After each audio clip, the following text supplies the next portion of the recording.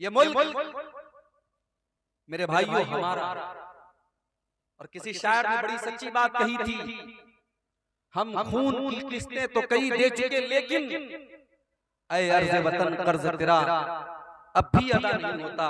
ऐ अर्ज़ वतन अब भी तेरा कर्ज अदा नहीं हो रहा है। हम खून की बहुत सारी किस्तें तेरे ऊपर निछावर कर चुके हैं। बहुत सारे हमारे, कोई ब्रिगेडियर उस्मान था, कोई कैप्टन अब्दुल हमीद था, और कोई हमारा, कितने हमारे मुसलमानों के नौजवान सरहदों पर जिन्होंने अपनी जानें गंवा दी इस मुल्क की हिफाजत के लिए। और आज इस मुल्क में उस मुसलमान से ये कहा जाए कि ये मुल्क तेरा नहीं है, इस मुल्क में तेरा कोई काम नहीं है, तू अजान नहीं दे सकता, तू नमाज नहीं पढ़ सकता, तू अपने दीन और ईमान पर कायम नहीं रह सकता। ये सवाल आज उस मुसलमान से किया जाए। मेरे भाइयों, बड़ी नाजुक घड़ी है। जरा तारीख के पन्ने उल्टो, 1400 साल पहले चलो। अभी मोहम्मद रसूलुल्लाह अरब की धरती पर नहीं आए हैं। अभी अल्लाह के आखिरी नबी दुनिया में उनका जन्म नहीं हुआ है। आपके जन्म से 40 या 50 दिन पहले यमन का एक बादशाह है, उसका नाम अब्रहा है। उसको मालूम हुआ कि अरब की धरती पर खाने काबा नाम की एक बिल्डिंग है, एक इमारत, और उस खाने काबा का तवाफ लोग करते हैं, लोग हज करते हैं, लोग उम्रा करते हैं। उसने अपने यमन की राजधानी सना के अंदर एक बहुत बड़ा उसने इमारत बनवाई, स्ट्रक्चर बनवाया, और हुक्म दिया कि आज के बाद यमन के लोग, उनको हज करना होगा, उनको उम्रा करना होगा, वो खाने काबा नहीं जाएंगे, वो मक्का नहीं जाएंगे, वो मेरे इस बनाए हुए घर का तवाफ करेंगे और यहाँ आकर के वो अपनी इबादत करेंगे। वो अब्राहा ईसाई था, क्रिश्चियन, लेकिन खाने काबा का एहतराम उन मुशरिकों के दिल में भी था।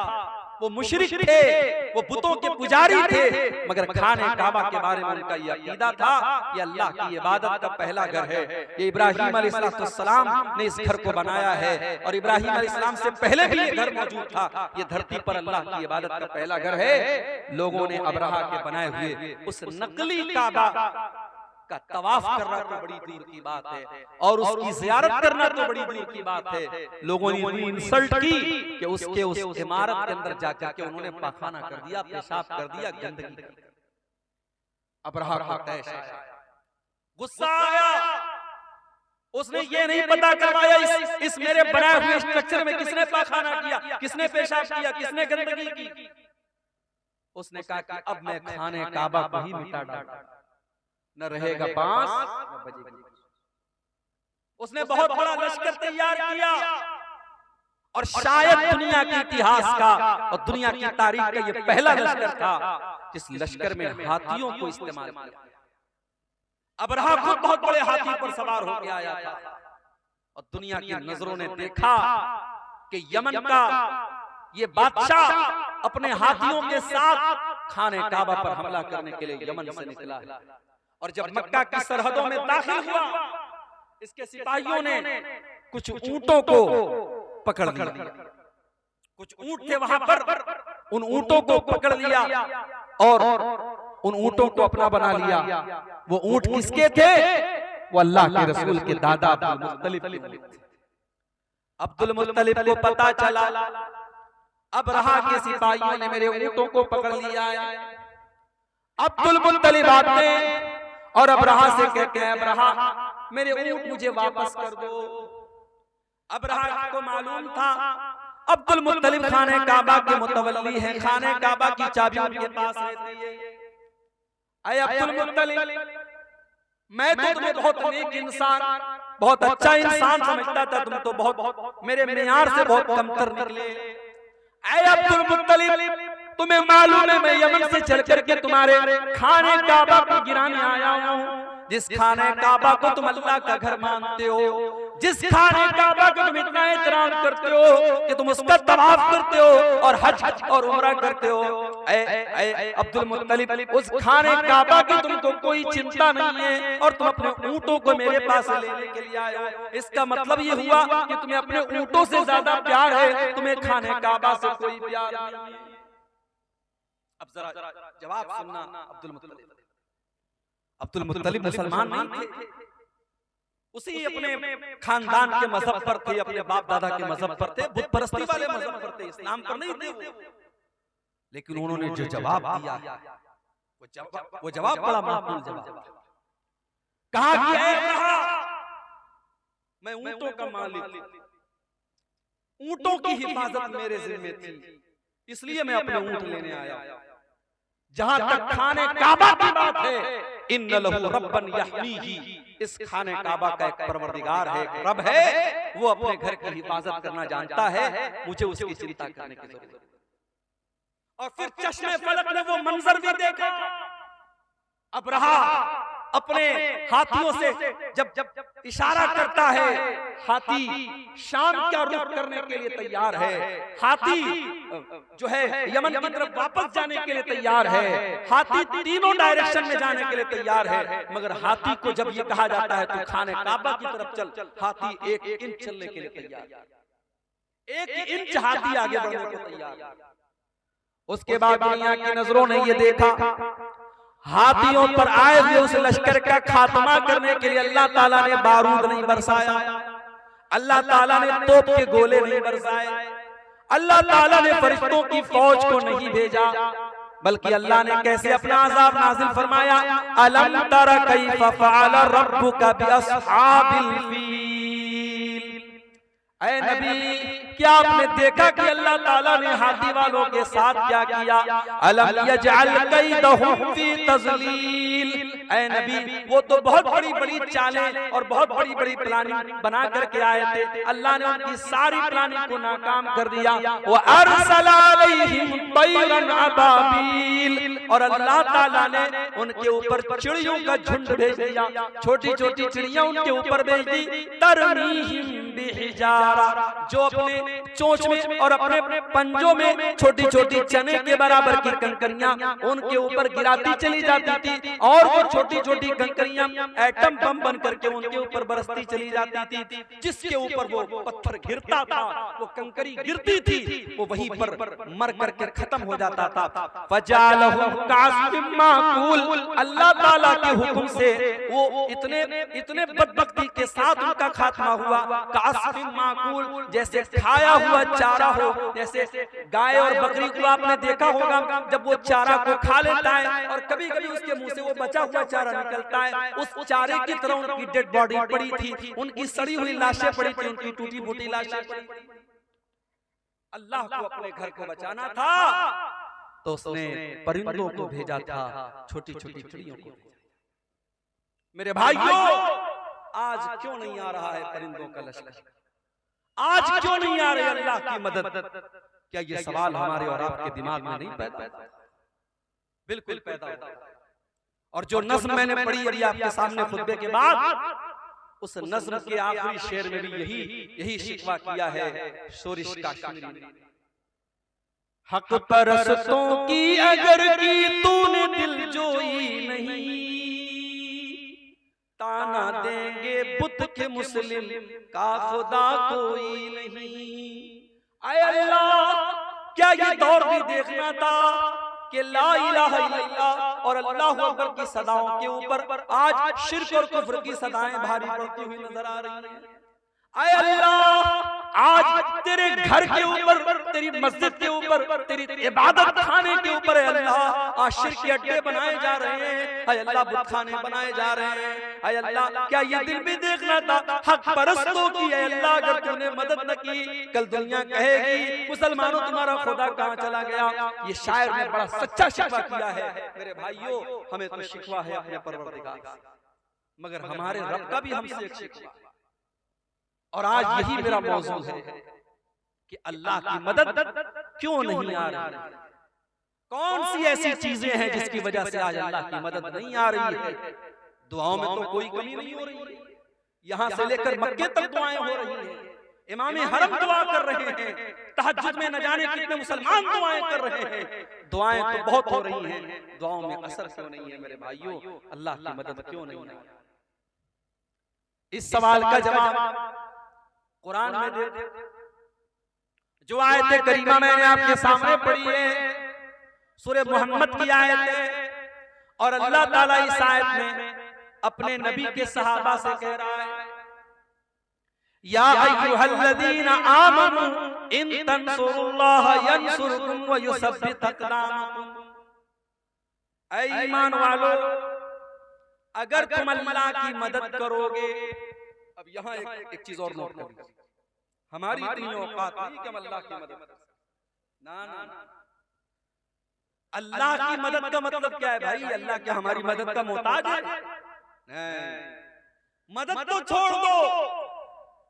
अगर कोई नमाजी, कोई ज़कात देने वाला, कोई रोजा रखने वाला, कोई हज करने वाला, कोई उम्रा करने वाला अगर ये समझता है कि उसकी इबादत से अल्लाह को कोई फायदा पहुंच रहा है, अल्लाह का कोई भला हो रहा है, या अल्लाह को कोई फैज पहुंचा रहा है, अपने दिमाग से ये कीड़ा निकाल।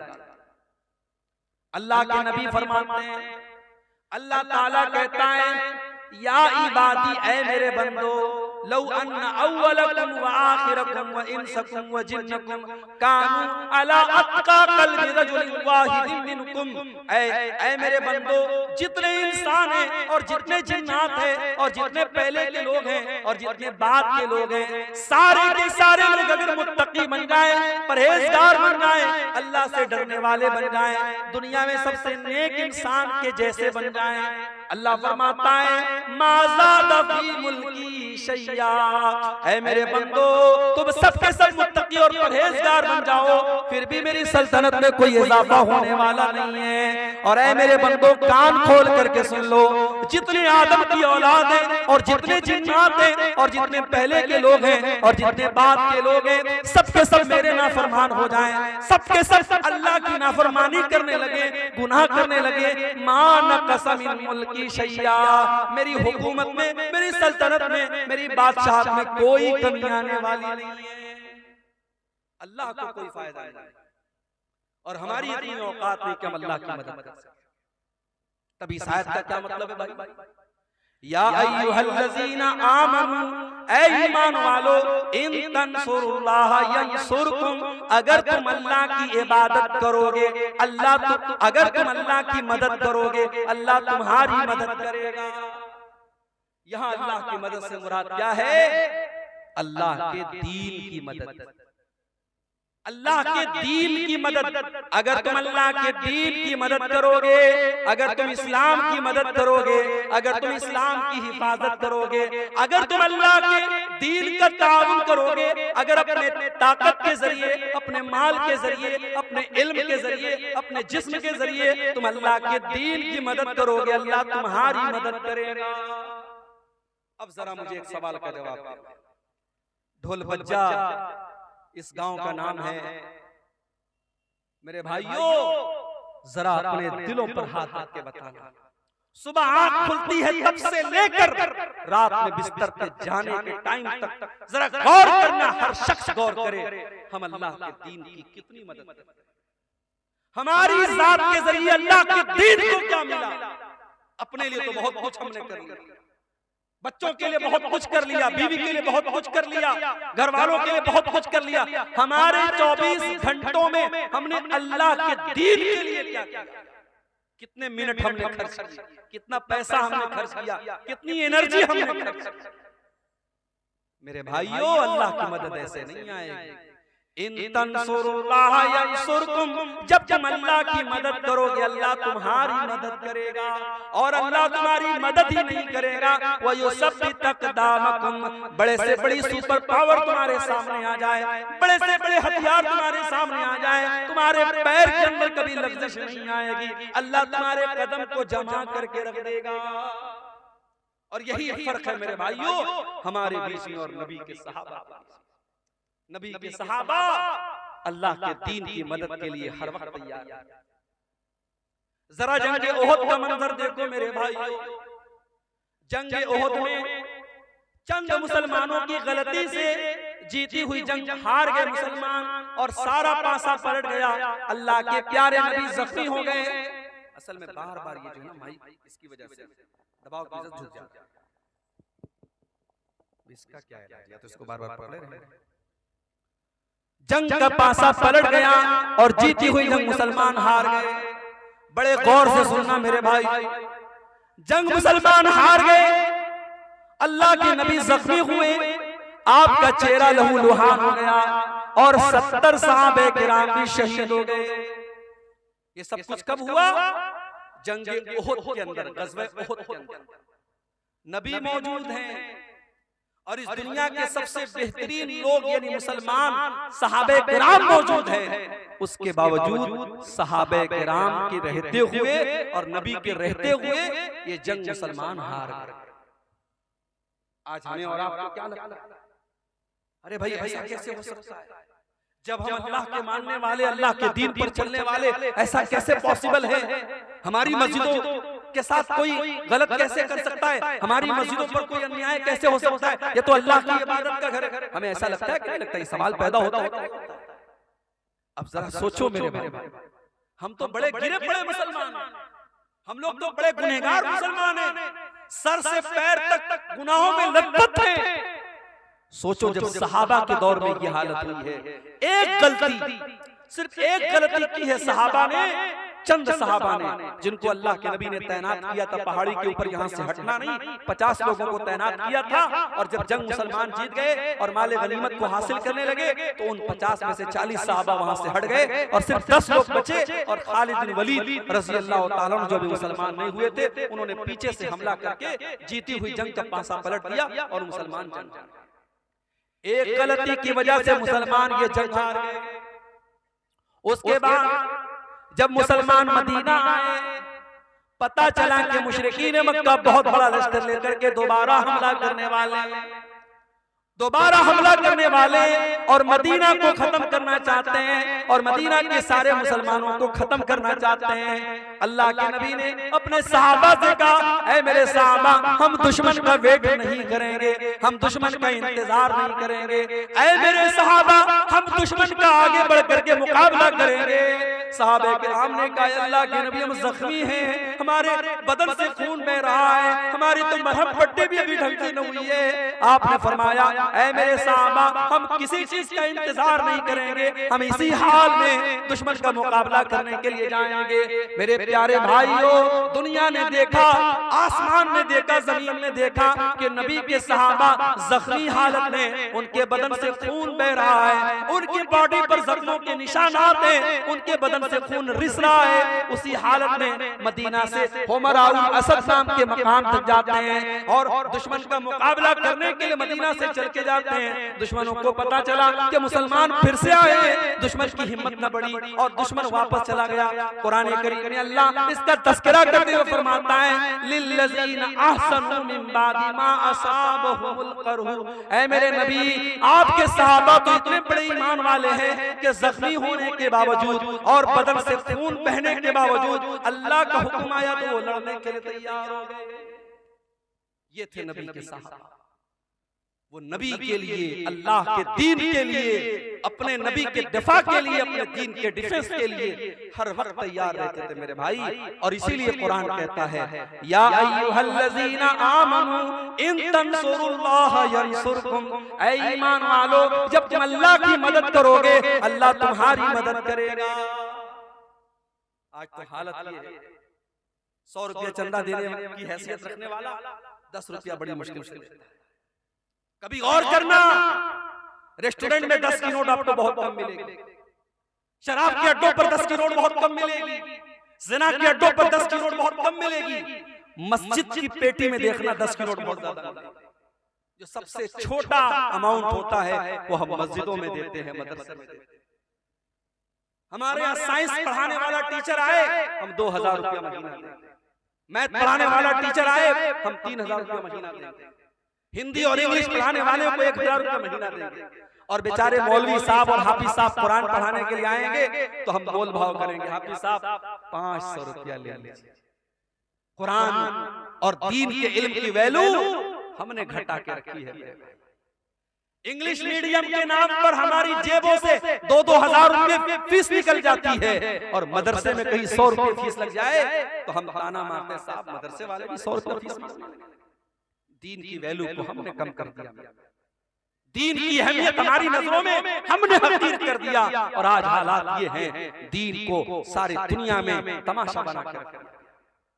मेरे प्यारे साथियों, जंगे तबूक का मौका याद करो, जंगे तबूक का मौका याद करो, गर्मी का मौसम है, मई जून का महीना है, खजूरों के पकने का टाइम है। अल्लाह के नबी अपने सहाबा से कहते हैं, ऐ मेरे सहाबा, हमको तबूक के लिए जाना है, हमको 700 किलोमीटर लंबा सफर करना है। ऐ मेरे सहाबा, मेरे पास हथियार नहीं है, मेरे पास सवारी नहीं है। ऐ मेरे सहाबा, तुम ताउन करो, तुम दान दो, तुम चंदा दो। ऐ मेरे सहाबा, मैं तुम्हें जन्नत की गारंटी देता हूँ। सहाबे किराम ने अपनी अपनी हैसियत के मुताबिक, अपनी अपनी ताकत के मुताबिक बढ़ चढ़ करके ताउन करना शुरू किया। उस्मान गनी ने बहुत सारे ऊंट भी दे दिए, बहुत सारे घोड़े भी दे दिए और 1000 सोने के सिक्के भी दे दिए। बहुत सारे सहाबा गरीब थे, मजदूर थे, मजदूरी किया करते थे। कोई 1 मुट्ठी, कोई 2 मुट्ठी गेहूं ला रहा है, जौ ला रहा है। ऐ अल्लाह के प्यारे नबी, मैं ये मेहनत करके मजदूरी करके ये लाया हूं, ऐ अल्लाह के नबी इसको ले लीजिए। अल्लाह के नबी सबका चंदा ले लेते थे, सबका दान ले लेते थे। इतने में हजरत उमर फारूक, उनके दिल में तमन्ना पैदा हुई, हमेशा नेकी के मामले में अबू बकर का नंबर सबसे आगे रहेगा। आज उमर का नंबर आगे रहेगा, आज उमर आगे बढ़कर दिखाएगा। उमर फारूक अपने घर आते हैं, अपने सारे घर के माल को इकट्ठा करते हैं और सारे माल को 2 हिस्सों में डिवाइड करते हैं और आधे माल को घर छोड़ते हैं और आधे माल को बोरे में पैकेट में पैक करते हैं और नबी अकरम के पास लाके रख देते हैं। अल्लाह के नबी पूछते हैं, माँ अब क़ैतल अहलिक, ऐ उमर घर वालों के लिए कुछ छोड़ के आए हो कि नहीं आए हो? हजरत उमर कहते हैं, अल्लाह के नबी आप फिक्र न करें, अब बैतुल निस्फा, मैं आधा लाया हूँ और आधा छोड़ के लाया हूँ, आधा लाया हूँ आधा छोड़ के लाया हूँ, आप चिंता न करें, आप फिक्र न करें। अब हजरत उमर इंतजार कर रहे हैं। अब देखिए अबू बकर क्या लाते हैं। हजरत अबू बकर भी थोड़ी देर में आए, उन्होंने भी अपने सामान का झोला ला करके रख दिया। नबी ने पूछा, माँ अब क़ैतल अहलिक, ऐ अबू बकर तुमने घर वालों के लिए क्या छोड़ा है? ओ लोगों, अबू बकर की जुबान पर क्या जवाब आया? अबू बकर की जुबान पर क्या जवाब आया?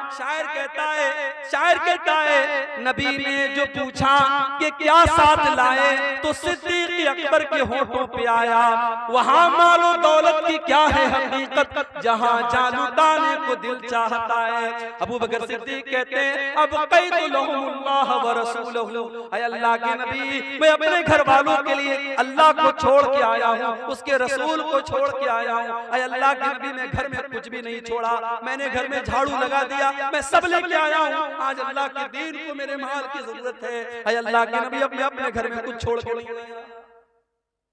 ये नबी के साथ मेरी प्यारी माँ और बहनों, आज वो जज्बा हमारे और आपके अंदर नहीं। अल्लाह की मदद कहां से आएगी? हमारी जिंदगियों में दीन की कोई हैसियत नहीं।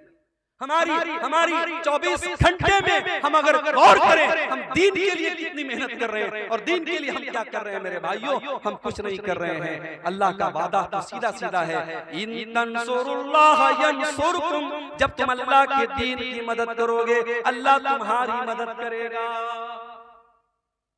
गज़वे उहद का वो मंजर भी याद करो मेरे। एक औरत आती है, बताया गया तेरा भाई शहीद हो गया, तेरा बाप शहीद हो गया है, तेरा शौहर शहीद हो गया है।